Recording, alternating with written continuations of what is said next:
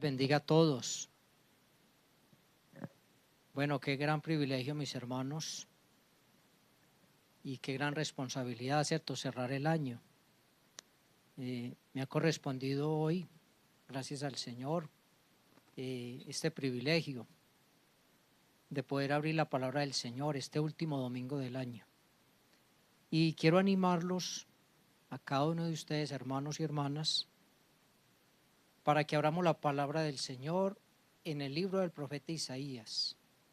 Vamos a ir al capítulo 42 y vamos a leer el versículo 9. Isaías capítulo 42, versículo 9. Dice la bendita palabra de Dios: He aquí se cumplieron las cosas primeras, y yo anuncio cosas nuevas. Antes que salgan a luz, yo os las haré notorias. Nuestro amado Dios, esta mañana, Señor, tú nos has concedido un privilegio grande, Señor. Hemos podido recordar al Señor Jesucristo, quien se entregó en esa terrible cruz del Calvario para rescatarnos a cada uno de nosotros y a todo aquel que cree y confiesa que el Señor Jesucristo es el Salvador, que su sangre preciosa nos limpia de todo pecado. Bendito Dios, gracias por los minutos que hemos pasado en tu presencia, contemplando al Señor Jesucristo, contemplando su obra, su sacrificio.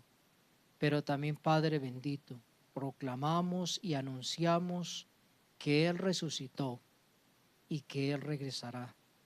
Señor, muchas gracias por tan grandes promesas que tenemos en el Señor Jesucristo. Y bendito Dios, esta mañana también te damos gracias porque es un año que está terminando. Un año, como acabamos de cantar, donde hemos visto tu mano poderosa sosteniendo toda esta creación y sosteniéndonos a nosotros sobre esta creación, Padre bendito. Señor, ahora también nos disponemos a abrir tu palabra. Te rogamos, Señor, que tu Santo Espíritu nos guíe, que podamos aprovechar al máximo el estudio de tu palabra, que lo llevemos al corazón y que lo llevemos a la práctica, Señor, para que la honra y la gloria sean para ti.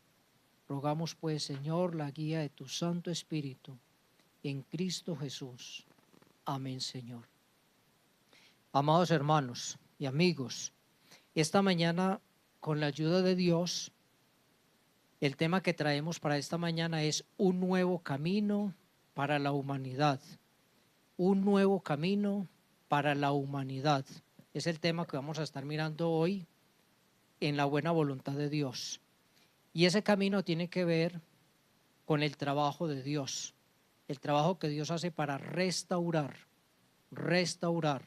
todas las cosas que nosotros hemos dañado, porque nosotros somos los que dañamos realmente la obra de Dios, pero Dios es el que por su misericordia puede y tiene el poder para restaurar todas las cosas. Este texto que leímos de Isaías capítulo 42 viene hablando de cosas nuevas. Dice: he aquí se cumplieron las cosas primeras, y yo anuncio cosas nuevas. Antes que salgan a luz, yo os las haré notorias. Cuando uno lee los versículos anteriores, viene hablando del Señor Jesucristo y viene hablando del nuevo pacto que Dios iba a establecer con los hombres. Y ese pacto es un pacto de restauración. Vamos a estarlo mirando esta mañana con la ayuda de Dios. Y el Señor dice que está anunciando aquí cosas nuevas. Cuando empieza un año, empieza normalmente, pues hay nuevos propósitos, nuevas oportunidades, el inicio de cosas nuevas para muchos. Entonces, hablar de un año nuevo para muchos es hablar de cosas novedosas, porque se hacen nuevos proyectos, nuevos propósitos, nuevos planes para ese año. Y Dios, hermanos, nuestro Dios, Dios Todopoderoso, también nos habla de cosas novedosas. También Dios tiene cosas novedosas para nosotros y para la humanidad. Y hoy vamos a hablar de algunas de ellas. Hoy vamos a hablar de algunas cosas nuevas que Dios anuncia para nosotros los seres humanos y que son esenciales, son fundamentales para este nuevo camino, para ese nuevo camino que Dios ofrece a la humanidad. Entonces vamos a empezar, vamos a mencionar algunas de ellas con la ayuda de Dios. En primer lugar, Dios nos habla de un nuevo pacto. Dios habla de un nuevo pacto. Si hablamos de un nuevo pacto es porque había uno antiguo o había uno anterior. Hablar de uno nuevo significa que había algo antes. Vamos a ubicarnos, hermanitos, en la palabra de Dios y vamos a ir a Hebreos. Vamos a ir al libro de Hebreos. Vamos a ubicarnos en el capítulo 8. Y vamos a leer el último versículo del capítulo 8.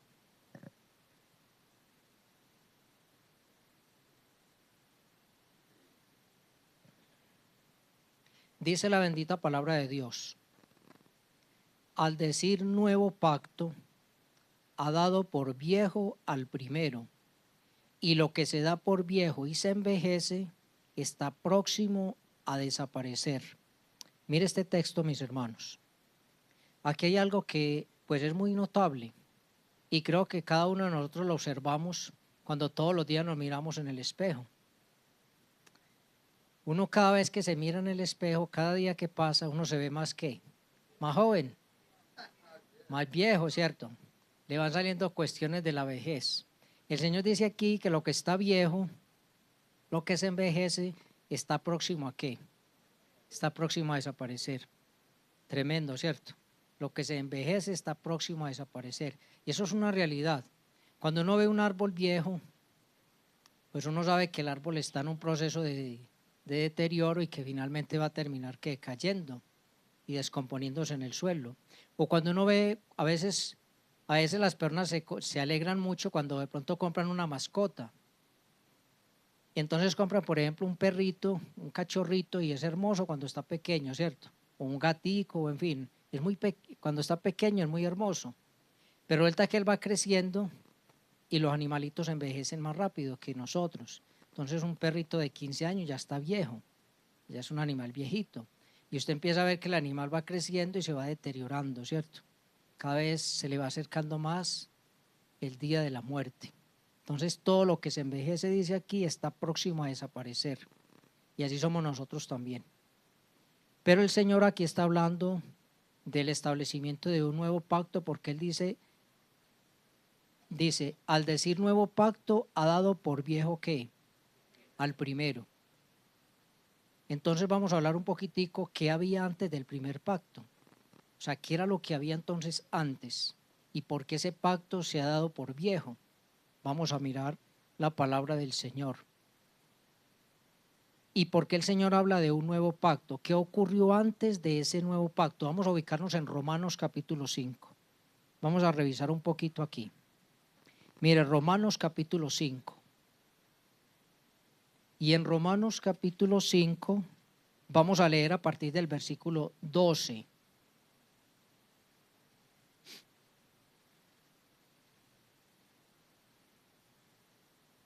La Biblia mía tiene las hojas muy delgaditicas, entonces usted puede pasar un poquito y llega lejos. Mire, Romanos capítulo 5, versículo 12, dice la bendita palabra de Dios: por tanto, como el pecado entró en el mundo por un hombre, y por el pecado la muerte, así la muerte pasó a todos los hombres, por cuanto todos pecaron. Pues antes de la ley había pecado en el mundo, pero donde no hay ley, no se inculpa de pecado. No obstante, reinó la muerte desde Adán hasta Moisés, aún en los que no pecaron a la manera de la transgresión de Adán, el cual es figura del que había de venir. Vamos a detenernos aquí, mis hermanos. Vamos a sacar algunas conclusiones de esta porción de la palabra de Dios. La primera conclusión que podemos sacar al leer este texto tiene que ver con el hecho de que nosotros heredamos el pecado de Adán. Es lo primero que encontramos aquí. Aquí dice, por tanto, como el pecado entró en el mundo por un hombre. Entonces, por Adán entró el pecado al mundo. Y nosotros heredamos el pecado ¿de quién? De Adán. Pero no solamente heredamos el pecado, ¿qué más vino en ese paquete? ¿Qué vino pegada del pecado? La muerte. Entonces la muerte nosotros también la heredamos ¿de quién? De Adán. Aquí dice, por tanto, como el pecado entró en el mundo por un hombre. Dice, y por el pecado también la muerte, que es la consecuencia del pecado. Así la muerte pasó a todos los hombres por cuanto todos pecaron. Interesante, ¿cierto? Ese es el proceso como llega el pecado y la muerte a este mundo, por medio de Adán, y luego pasa a nosotros que somos descendientes de Adán, somos descendientes de él. Otra conclusión que podemos sacar aquí, versículo 13. Aquí dice, pues antes de la ley. Cuando ahí dice antes de la ley, está hablando de un periodo de tiempo. Aquí hay un periodo de tiempo que se está mencionando. Dice que hay un periodo de tiempo que existió antes de la ley. ¿Y qué periodo de tiempo es ese? Bueno, es un periodo comprendido entre Adán y ¿quién? Y Moisés. Ese periodo de tiempo comprendido entre Adán y Moisés es el periodo antes de la ley. Ese periodo es un periodo de alrededor de unos 2600 años aproximadamente. ¿Qué era lo que pasaba en esos 2600 años? No había una ley escrita. O sea, estas personas no tenían una ley escrita. Entonces, ¿cómo ellos tenían el conocimiento de Dios? Lo transmitían de una manera que oral, verbal. Entonces, ¿cómo fue que Abel sabía qué sacrificarle a Dios? ¿Quién le enseñó a Abel? Adán. ¿Quién le enseñó a Adán? Dios. Dios le enseña a Adán. Adán le transmite su conocimiento a Abel y a Caín también, solo que Caín no lo continuó. Y luego a Set. Y dice la palabra de Dios que en Set los hombres empezaron a invocar el nombre de Dios. Entonces se transmitía el conocimiento de una manera que verbal, oral. Así era como se transmitía el conocimiento, porque no había una ley escrita, no la había en ese tiempo. Entonces ese periodo antes de la ley cubre esos 2600 años aproximadamente. Otra conclusión que podemos sacar aquí es que las personas que vivieron entre Adán y Moisés pecaron, aunque no tenían una ley escrita. Ellos también pecaron. ¿Y cómo lo sabemos? Porque podemos leer los relatos de Génesis y nos damos cuenta, por ejemplo, de la gente antediluviana, cómo corrompieron la tierra con sus pecados. Lo sabemos por la Escritura. Y una quinta conclusión, hermanos: todos los que murieron en pecado entre Adán y Moisés están condenados eternamente. ¿Cómo lo sabemos? Mire, devolvámonos una hojita ahí en Romanos, al capítulo 2.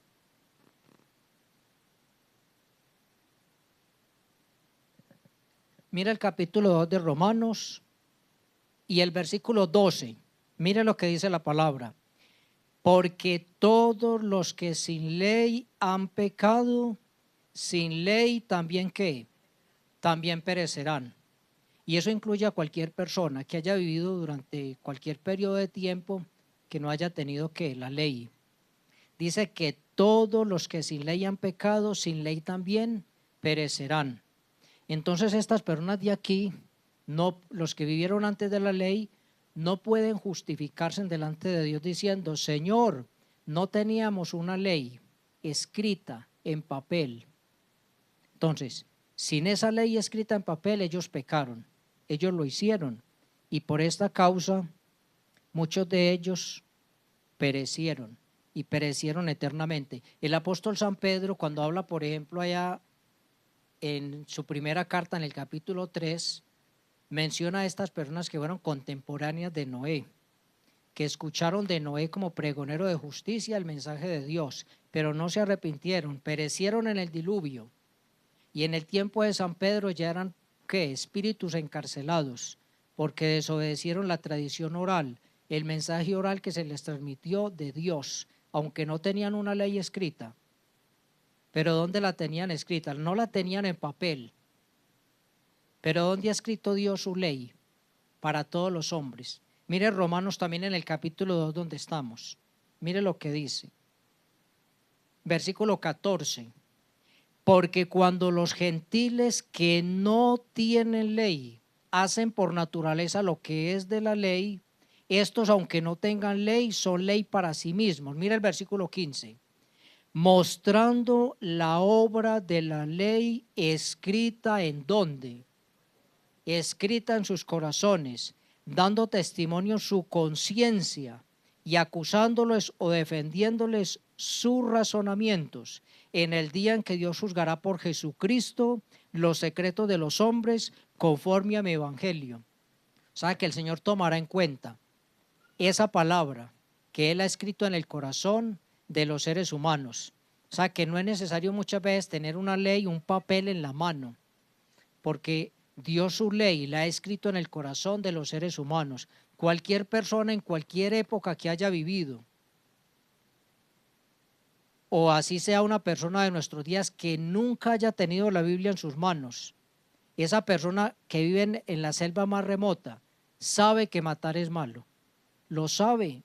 ¿Y quién se lo enseñó? ¿Quién se lo dijo? Pues eso está escrito en el corazón. La ley de Dios está escrita en el corazón.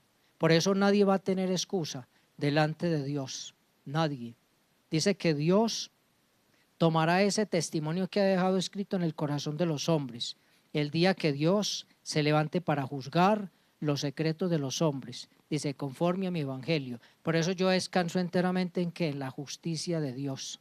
Cada uno recibirá lo que debe recibir, ni más ni menos, conforme a la justicia de Dios. Entonces, hermanos, todas estas personas que no tenían una ley escrita en papel, la tenían escrita en el corazón.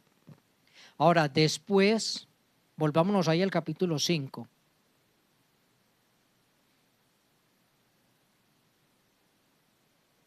Ahí habla, dice, pues antes de la ley.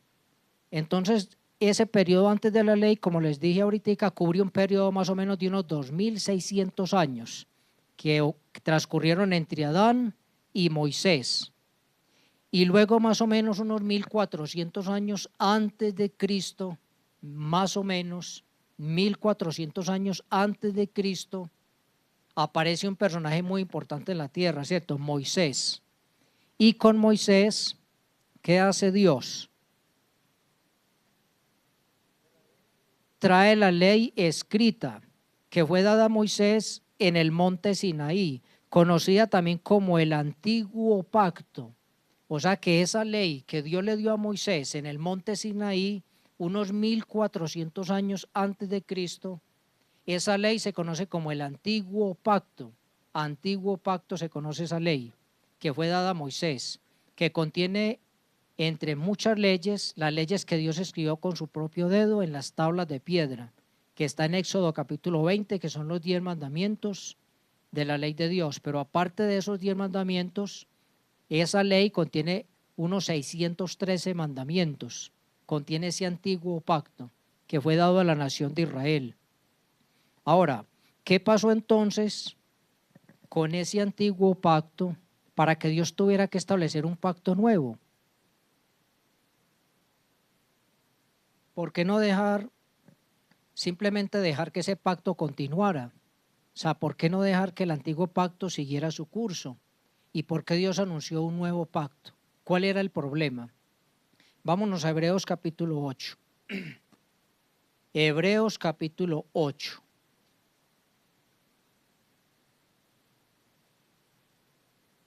En Hebreos capítulo 8, mis hermanos, miremos a partir del versículo 6. Dice la bendita palabra de Dios, pero ahora, tanto mejor ministerio es el suyo, cuanto es mediador de un mejor pacto, establecido sobre mejores promesas. Porque si aquel primero hubiera sido sin defecto, ciertamente no se hubiera procurado lugar para el segundo, porque reprendiéndolos dice: he aquí vienen días, dice el Señor, en que estableceré con la casa de Israel y la casa de Judá un nuevo pacto, no como el pacto que hice con sus padres el día que los tomé de la mano para sacarlos de la tierra de Egipto, porque ellos no permanecieron en mi pacto y yo me desentendí de ellos, dice el Señor. Entonces, hermanos, ¿cuál sería el problema? Había un defecto. Aquí lo dice. Porque si aquí el versículo 7, porque si aquí el primero hubiera sido sin qué, sin defecto, no se hubiera procurado lugar para el segundo, o sea, para el nuevo pacto. Ahora, ¿en quién estaba el defecto? ¿En Dios? ¿En la ley? ¿Qué dice la palabra de la ley? Mire Romanos 7 lo que dice. Mire el capítulo 7 de Romanos, versículo 12. De manera que la ley a la verdad es santa y el mandamiento santo, justo y bueno. Versículo 14. Porque sabemos que la ley es espiritual, mas yo soy carnal, vendido al pecado. Entonces, ¿en dónde estaba el defecto? En nosotros. Allá acabamos de leer en Hebreos, dice: pero ellos invalidaron mi pacto. O sea, fue el mismo pueblo, somos nosotros mismos los que invalidamos la ley de Dios. El defecto está en nosotros. Y por eso Dios anuncia entonces la llegada del nuevo pacto. Entonces, esa falla está en nosotros. ¿Por qué nosotros? Porque nosotros somos incapaces de obedecer la ley y por lo tanto incapaces de ser salvos por nuestros esfuerzos. Lo dice en Gálatas. Mire Gálatas lo que dice. En Gálatas, en el capítulo 2 y el verso 16, dice la bendita palabra de Dios: sabiendo que el hombre no es justificado por las obras de la ley, sino por la fe de Jesucristo. Nosotros también hemos creído en Jesucristo para ser justificados por la fe de Cristo y no por las obras de la ley. Por cuanto por las obras de la ley, ¿qué? Nadie será justificado. Nadie será justificado por las obras de la ley. O sea, nuestra propia incapacidad para cumplir con las leyes de Dios. Eso queda muy claro. En el capítulo 3 de Gálatas también, ahí mismo donde estamos, mira el versículo 10. Porque todos los que dependen de las obras de la ley están bajo maldición. ¿Por qué? Pues escrito está: maldito todo aquel que no permaneciere en algunas, en todas las cosas escritas en el libro de la ley para hacerlas. ¿Y qué dice Santiago? Santiago dice que si una persona cumple la ley y ofende en un solo punto, se hace culpable de todos. O sea, o se cumple la ley toda o no se cumple nada. Ese era el problema, ¿cierto?, que teníamos con la ley. Mire cómo lo dice Santiago. Santiago capítulo 2, versículo 10. Porque cualquiera que guardare toda la ley, pero ofendiere en un punto, se hace culpable de todos. Porque el que dijo no cometerás adulterio, también ha dicho no matarás. Ahora bien, si no cometes adulterio, pero matas, ya te has hecho transgresor de la ley. Por eso, ahí estaba la falla.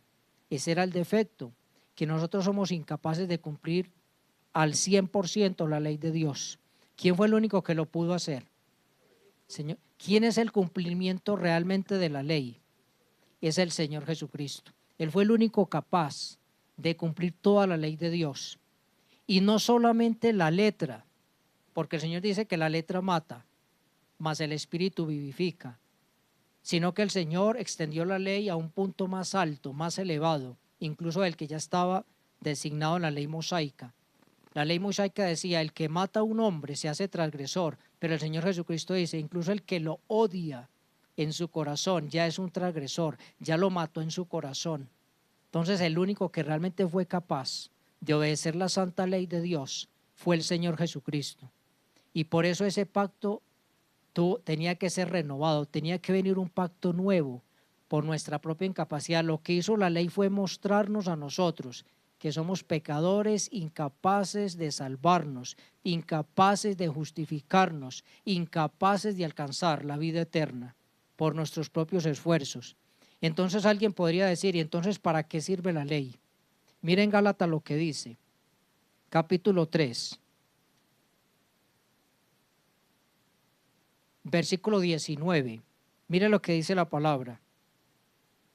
Gálatas 3:19 dice: entonces, si la ley no nos puede justificar, entonces ¿para qué sirve la ley? Pregunta el apóstol San Pablo aquí.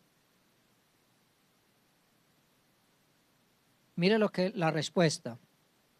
Fue añadida a causa de las transgresiones, hasta que viniese la simiente a quien fue hecha la promesa, y fue ordenada por medio de ángeles en mano de un mediador. Este texto, mis hermanos, nos está diciendo que la ley Dios la añadió porque había demasiado pecado en la tierra.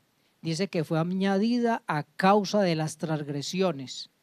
Entonces había tanto pecado que Dios toma la decisión de enviar una ley escrita. Acordémonos que antes no había una ley escrita y el pecado abundó. Creció tanto el pecado, fue tantas las transgresiones que Dios lo que hizo fue añadir una ley escrita. Lo hizo, pero lo hizo, dice aquí, hasta, el mismo versículo lo dice, hasta que viniese la simiente a quien fue hecha la promesa. O sea, hasta que apareciera ¿quién? El Señor Jesucristo. Esa ley fue añadida por la abundancia de pecado, pero fue añadida hasta que apareciera en la tierra el Señor Jesucristo, porque Él es la simiente prometida por Dios para quitar definitivamente el pecado de la tierra. ¿Y por qué no vino entonces allá en el tiempo de Moisés? Porque ahí mismo en Gálatas dice en el capítulo 4, versículo 4, pero cuando vino el cumplimiento del tiempo, Dios envió a su Hijo, nacido de mujer y nacido bajo la ley, para que redimiese a los que estaban bajo la ley, a fin de que recibiésemos la adopción de hijos. O sea que el Señor Jesucristo no iba a venir en el tiempo que el hombre quisiera que viniera, sino en el tiempo señalado por ¿quién? Por Dios. Él vino en el día que Dios señaló. Dice, cuando vino el cumplimiento del tiempo. Por eso Él no vino antes de la ley.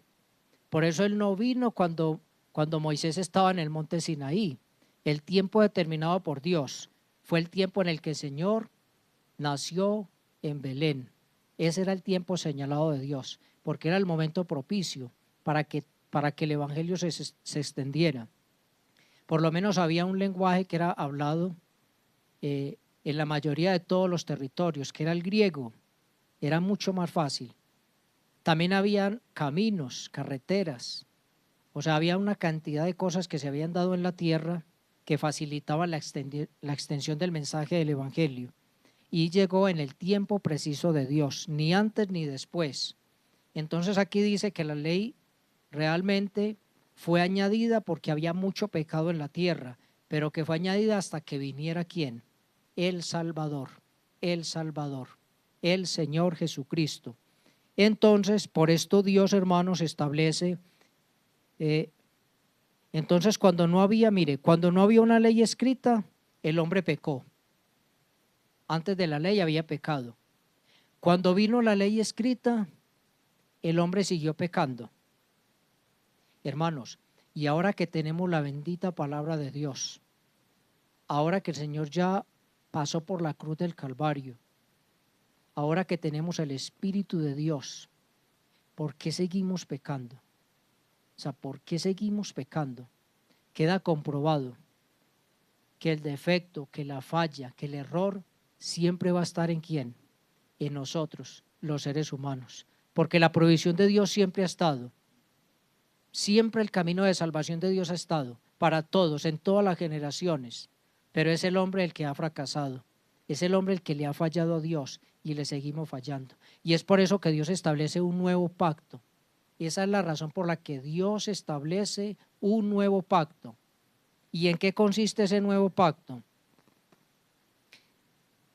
En que Dios, a través del Señor Jesucristo, de su muerte, de su resurrección, nos ofrece a nosotros el perdón, la salvación, la vida eterna, por la fe en su nombre, por la fe en la sangre que Él derramó en la cruz. Él nos da a nosotros, ¿qué? El regalo de la vida eterna. En eso consiste el nuevo pacto. Ya no en una letra muerta, como lo dice 2 de Corintios, sino en un Cristo vivo. No estamos confiando en nuestros propios esfuerzos, estamos confiando en alguien que sí nos puede salvar. ¿Y ese alguien es quién? Es el Señor Jesucristo. O sea que la base de ese nuevo pacto es el Señor Jesucristo. Él es el fundamento de ese nuevo pacto. Y es precisamente porque cuando Dios anunció la salvación para los hombres, no lo hizo a Moisés a través de la ley, lo hizo por medio de una promesa que le hizo a Abraham, allá en el capítulo 12 de Génesis. El Señor le dice a Abraham, vamos a leer un momentico, Génesis capítulo 12.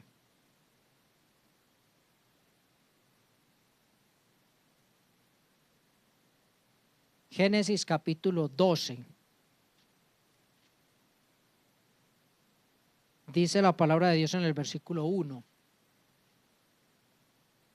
Pero Jehová había dicho a Abraham, vete de tu tierra y de tu parentela y de la casa de tu padre a la tierra que te mostraré. Y haré de ti una nación grande y te bendeciré y engrandeceré tu nombre y serás bendición. Bendeciré a los que te bendijeren y a los que te maldijeren maldeciré. Y mira esta parte, y serán benditas en ti todas las familias de la tierra. Y hay otro texto que se me fue en este momentico, dice que en tu simiente serán benditas todas las familias de la tierra.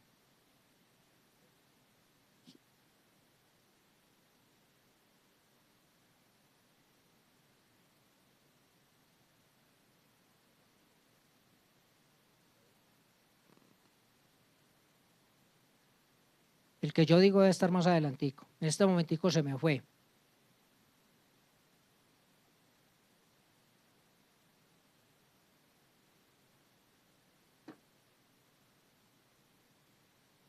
Pero yo me ubico un poquito, mis hermanos.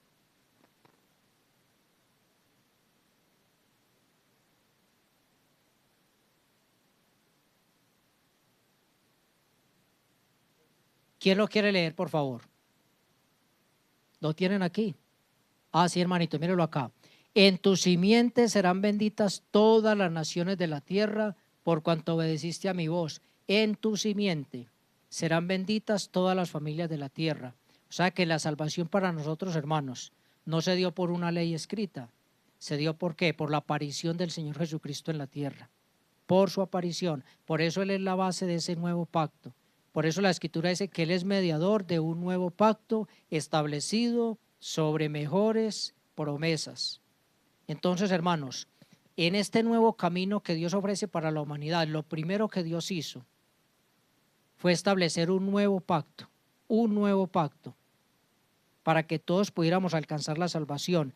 Y dice Efesios capítulo 1, versículo 3, bendito sea el Dios y Padre de nuestro Señor Jesucristo, que nos bendijo con toda bendición espiritual en los lugares celestiales en Cristo. Porque ahí dice que ese pacto está sobre mejores promesas. Las promesas que nosotros tenemos en Cristo, hermanos, no las tiene nadie. Nadie, mis hermanos. Ser rescatados de una vida perdida. Ser perdonados. Saber que cuando nos vamos de esta tierra vamos a estar en la presencia del Señor. Que hemos sido reconciliados con Dios. Que Dios le ha dado sentido y propósito a nuestra vida, hermano. Todas esas bendiciones, la paz, el gozo, todo eso se desprende de la obra del Señor Jesucristo en la cruz y del nuevo pacto que Dios ha establecido con los hombres, con nosotros. Qué bueno que todos nosotros podamos estar o hacer parte de ese nuevo pacto con Dios por la fe en el Señor Jesucristo, para la gloria de Dios y para nuestra bendición. Para nuestra bendición. Entonces, en primer lugar, un nuevo pacto. En segundo lugar, ¿qué otra cosa nueva o de qué otra cosa nueva nos habla Dios?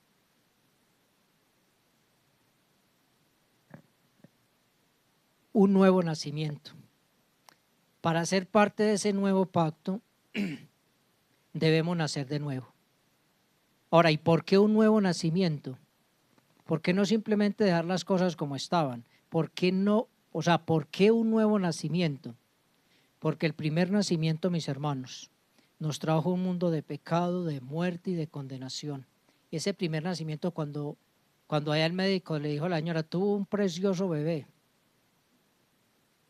Eso, mis hermanos, fue la introducción a un mundo de pecado, de muerte y de condenación. Mire cómo lo dice el rey David. Mire un momentico el Salmo 51, en palabras del rey David. Salmo 51, versículo 5. 51:5. He aquí en maldad he sido formado, y en pecado me concibió mi madre. Mire, esto lo dijo David. ¿Y quién podría decir algo diferente aquí? Nadie, porque todos nacimos con esta mancha del pecado. Todos nacimos en un mundo, hermanos, que está lleno de maldad. En maldad hemos sido formados, en pecado nos concibió nuestra madre. Creo que podemos identificarnos con estas palabras de David. Entonces, por eso es necesario un nuevo nacimiento, porque el primero no nos sirve. El primer nacimiento, mis hermanos, solo garantizaba una cosa. ¿Qué será lo que garantizaba el primer nacimiento? La condenación eterna. Eso era lo que garantizaba, la condenación eterna. Hace unos días estábamos nosotros leyendo en el libro de los Salmos, y por ahí en el Salmo 49, ahí atrásito donde estamos, en el versículo 14 dice: como a rebaños que son conducidos al Seol, la muerte los pastoreará y los rectos se enseñorearán de ellos por la mañana. Se consumirá su buen parecer y el Seol será su morada. Ese primer nacimiento que nos trajo a esta tierra nos conducía a una condenación eterna, por cuanto todos pecaron, todos están destituidos de la gloria de Dios. Y cuando el Señor vino a la tierra, allá en San Juan capítulo 3, mire lo que dice. San Juan capítulo 3.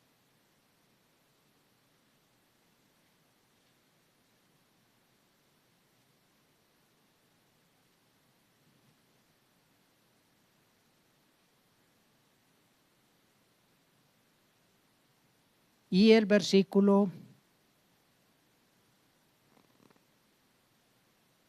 17. Mira lo que dice la primera parte. Porque no envió Dios a su Hijo al mundo para condenar al mundo. Ahora yo les pregunto, ¿por qué Dios no envió a su Hijo al mundo para condenar al mundo? Exactamente, porque el mundo ya estaba condenado. ¿Cómo iba a venir el Señor a condenar algo que ya está condenado? Entonces, ¿a qué vino el Señor? Dice aquí, sino para que el mundo sea salvo por él. ¿Por qué? Porque ya estábamos condenados, porque dice la palabra de Dios en Romanos, por cuanto todos pecamos, todos estamos destituidos de la gloria de Dios.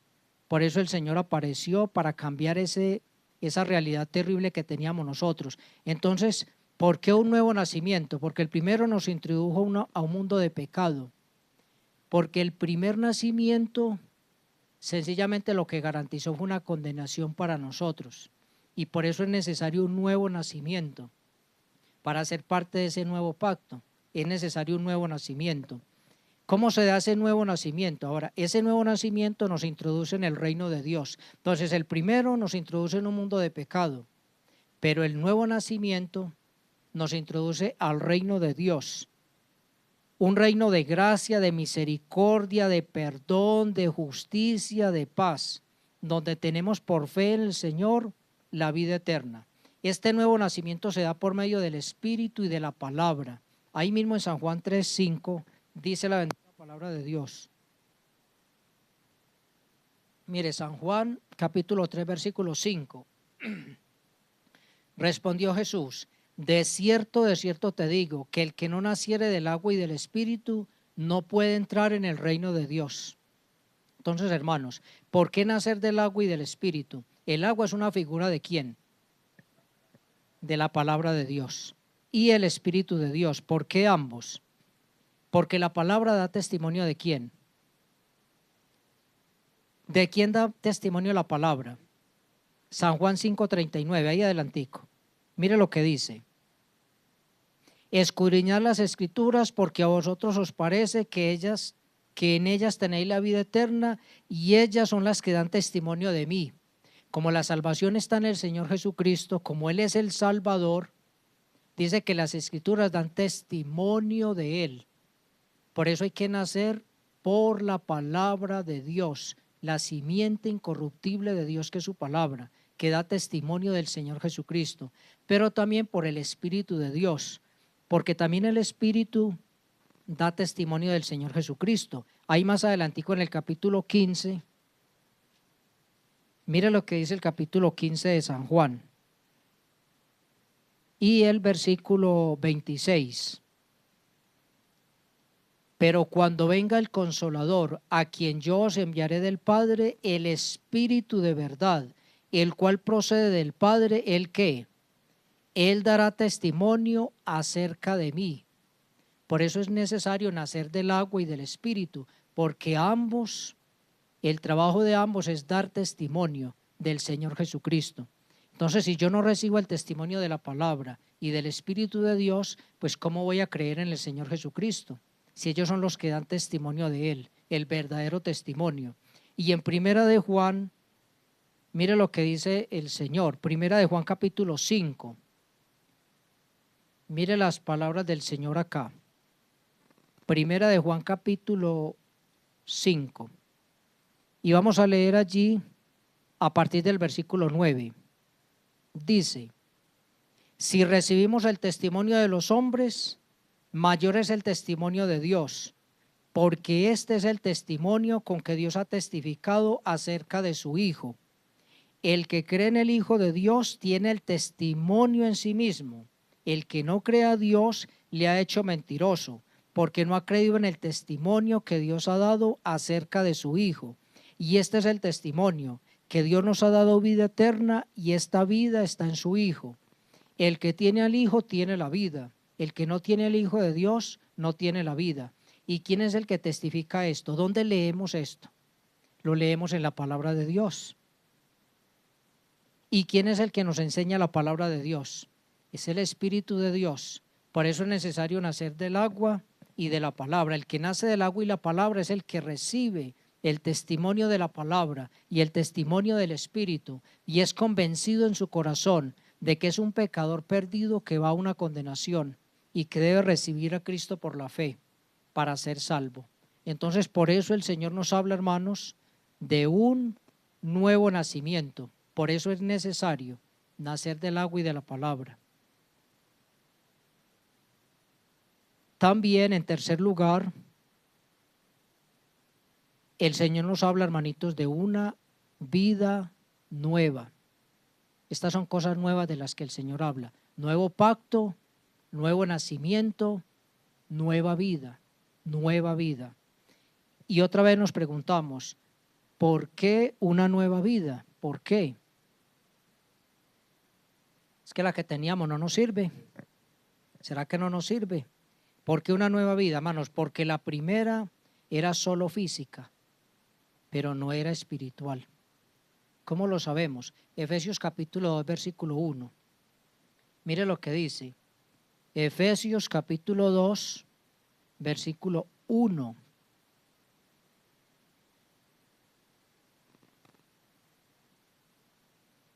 Mire lo que dice.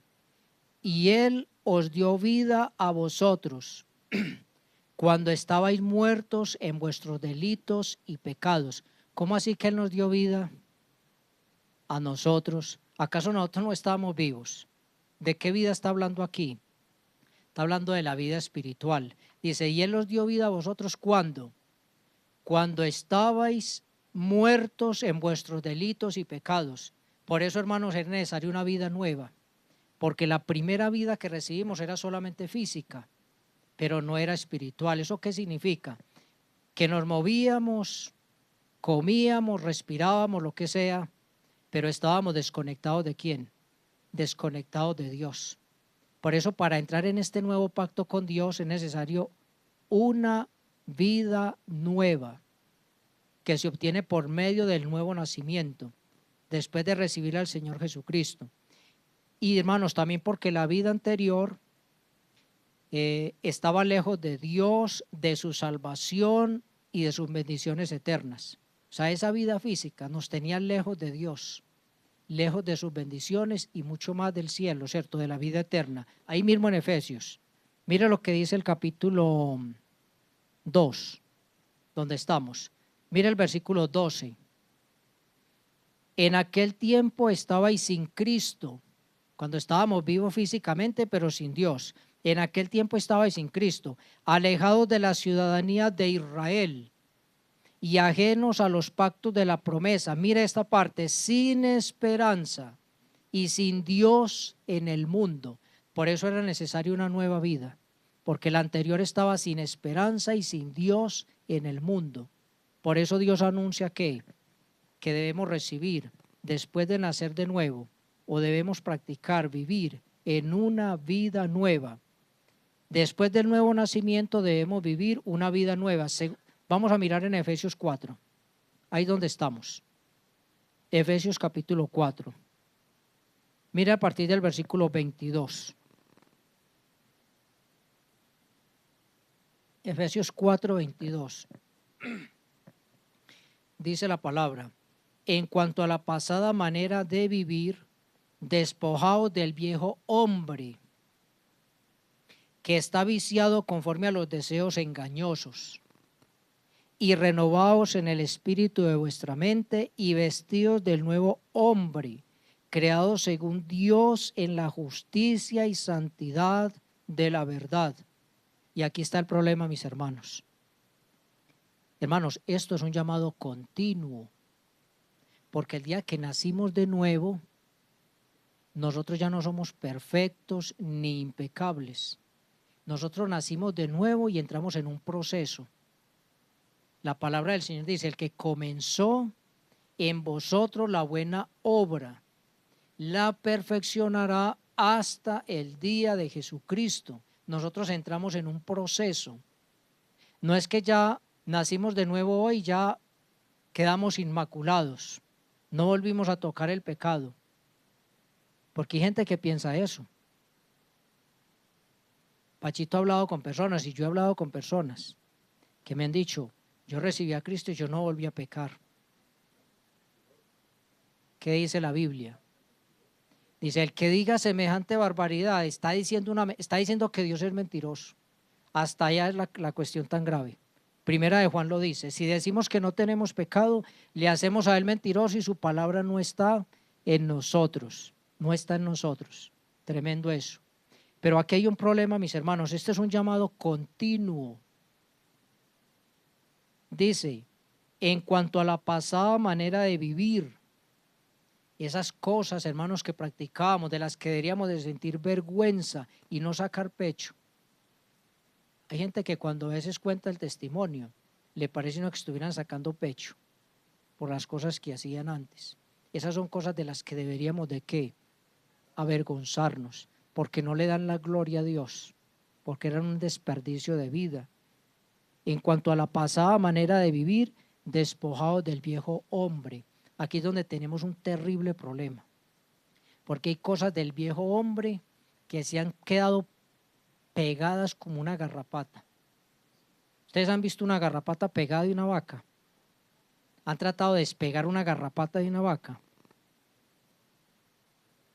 ¿O una sanguijuela? Yo no conozco las sanguijuelas, pero las he visto por ahí en documentales.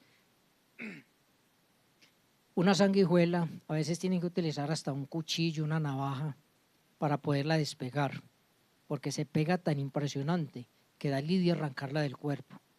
Hermanitos, y muchas veces nosotros tenemos cosas del viejo hombre que están tan pegadas de nosotros como una sanguijuela, que no las hemos despegado. Y el Señor dice aquí, despójese del viejo hombre que está viciado conforme a los deseos engañosos y renovaos en el espíritu de vuestra mente. Hermanos, porque el cambio que Dios produce en nosotros no es como una pinturita superficial, como cuando usted tiene una casa vieja y le echa una manito de pintura y resulta que por dentro las vigas y todo están llevados, ¿cierto? Que el techo está que se viene encima, pero está muy bonita de pintura. Eso no lo hace el Señor. El Señor no pone remiendos, el Señor no hace cambios de esa manera. El Señor transforma desde adentro. Aquí dice, renovaos en el espíritu de vuestra mente. O sea, esto es un cambio que nace desde el corazón, porque del corazón sale lo malo. Por eso el cambio tiene que empezar ¿en dónde? En el corazón. Cuando nosotros nacemos de nuevo, empezamos un cambio que Dios hace desde el corazón, limpiándonos, puliéndonos, perfeccionándonos de dentro hacia afuera, no de afuera hacia adentro. De afuera hacia adentro lo hacían los fariseos, que blanqueaban los sepulcros. Y el Señor les dice, se ven muy bonitos por fuera, pero mire qué hay por dentro, huesos y podredumbre, ¿cierto? El Señor quiere que cambiemos desde dentro. Dice, renovaos en el espíritu de vuestra mente. Y luego dice el versículo 24, y vestidos del nuevo hombre, creado según Dios en la justicia y santidad de la verdad. Dos cosas invaluables en esta nueva vida, la justicia y la santidad, y también la verdad. Mire cómo lo dice Colosenses. Vamos ahí adelantico a Colosenses.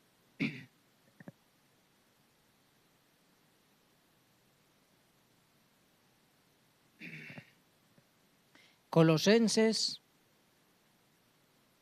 capítulo 3, a partir del versículo 8, dice la palabra, pero ahora dejad también vosotros todas estas cosas, ira, enojo, malicia, blasfemia, palabras deshonestas de vuestra boca. No mintáis los unos a los otros, habiéndoos despojado del viejo hombre con sus hechos y revestido del nuevo, el cual, conforme a la imagen del que lo creó, se va renovando hasta el conocimiento pleno. Dejémoslo ahí por el momento. Mire lo que está diciendo. Pero ahora dejad también vosotros todas estas cosas. Mire, a veces la ira, el enojo y todo este tipo de cosas que se describen aquí son como las sanguijuelas que se quedan pegadas, que no las queremos despejar, que no nos queremos soltar de eso. Pero el Señor dice, despojados del viejo hombre. Dice, revistas en del nuevo, el cual, conforme a la imagen del que lo creó. Porque ¿cuál es el trabajo que el Señor está haciendo? Conformarnos a la imagen de ¿quién? De su Hijo, del Señor Jesucristo. Dice, conforme a la imagen del que lo creó, se va renovando hasta el conocimiento pleno. Lo que yo les decía ahora, cuando ahí dice hasta, dice que se va renovando hasta. Eso quiere decir que estamos en una situación que es progresiva, que no amanecimos inmaculados el día que nacimos de nuevo. No, esto es un trabajo continuo que se va renovando hasta el conocimiento pleno, hasta que estemos en la presencia del Señor, mis hermanos. Entonces, por eso es necesaria también una vida nueva. Eso en tercer lugar. En cuarto lugar, ¿qué más nos anuncia el Señor nuevo?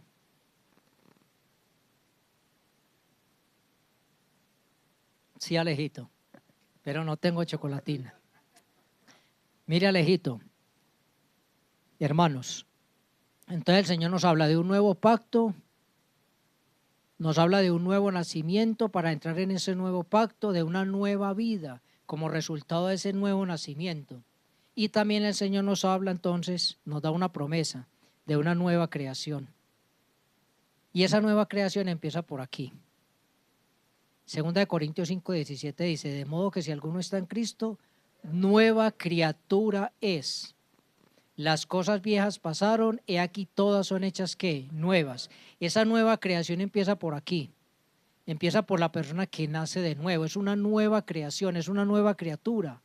en las manos de Dios, para el servicio de Dios, para la gloria de Dios. Pero también Dios anuncia, hermanitos, una creación física nueva. ¿Y por qué una nueva creación? Venimos preguntándonos, ¿cierto? ¿Por qué un nuevo pacto? ¿Por qué un nuevo nacimiento? ¿Por qué una nueva vida? ¿Por qué una nueva creación? Bueno, porque esta tierra nosotros ya la contaminamos, ya la destruimos. La destruimos espiritualmente, moralmente y físicamente también.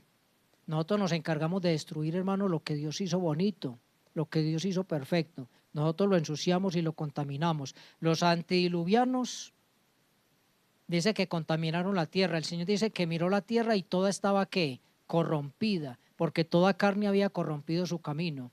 ¿Y qué pensará Dios mirando la tierra hoy? Hoy. Creo, hermanos, que ya toda carne ha corrompido su camino sobre la tierra. La tierra está muy contaminada, muy sucia por el pecado. Romanos capítulo 8. Romanos capítulo 8.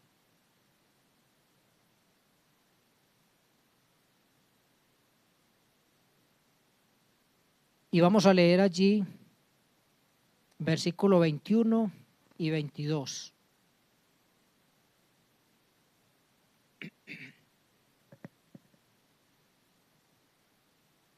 Dice la palabra: porque también la creación misma, porque también la creación misma será libertada de la esclavitud de ¿qué? De la esclavitud de corrupción. O sea, la tierra está en un estado de esclavitud por la corrupción. Dice que un día será libertada de esa esclavitud a la libertad gloriosa de los hijos de Dios, porque sabemos que toda la creación gime a una, y a una está con dolores de parto hasta ahora. Entonces mire usted el basurero en que hemos convertido la tierra, al punto que la tierra ¿qué? Gime. Y por eso es necesaria una creación nueva. Y lo poquito que quede, mis hermanos, lo poquito que está quedando de esta creación, Dios lo va a acabar de destruir. Mire lo que dice Isaías, profeta Isaías. Ya vamos terminando, mis hermanos. Mire Isaías capítulo 24, libro del profeta Isaías, capítulo 24. Y vamos a leer allí a partir del versículo 3. La tierra será enteramente vaciada y completamente saqueada, porque Jehová ha pronunciado esta palabra. Se destruyó, cayó la tierra, enfermó, cayó el mundo, enfermaron los altos pueblos de la tierra, y la tierra se contaminó bajo sus moradores. ¿Por qué? Porque traspasaron las leyes, falsearon el derecho, quebrantaron el pacto sempiterno. Por esta causa la maldición consumió la tierra y sus moradores fueron asolados. Por esta causa fueron consumidos los habitantes de la tierra y disminuyeron los hombres. Esto fue una realidad para Israel, pero va a ser una realidad en el futuro, cuando Dios se levante para destruir a aquellos que destruyen la tierra va a sufrir tremendas catástrofes por la mano de Dios, y todo por una razón, porque nosotros traspasamos las leyes, falseamos el derecho y quebrantamos el pacto sempiterno de Dios. Los seres humanos somos culpables de todo el desastre, de toda la injusticia, de toda la ruina, de todo lo malo que hay en este mundo. Somos nosotros, ni siquiera el diablo, porque el diablo puede impulsar a hacer muchas cosas, pero ¿quién es el que toma las decisiones? ¿Quién es el que se levanta un reino contra el otro reino? Son los mismos seres humanos, las pasiones que combaten dentro de nuestros miembros. Y finalmente, mis hermanos, Dios anuncia entonces cosas muy buenas. Mire Isaías, vamos a terminar aquí. Isaías 65. Isaías capítulo 65, mira el versículo 17.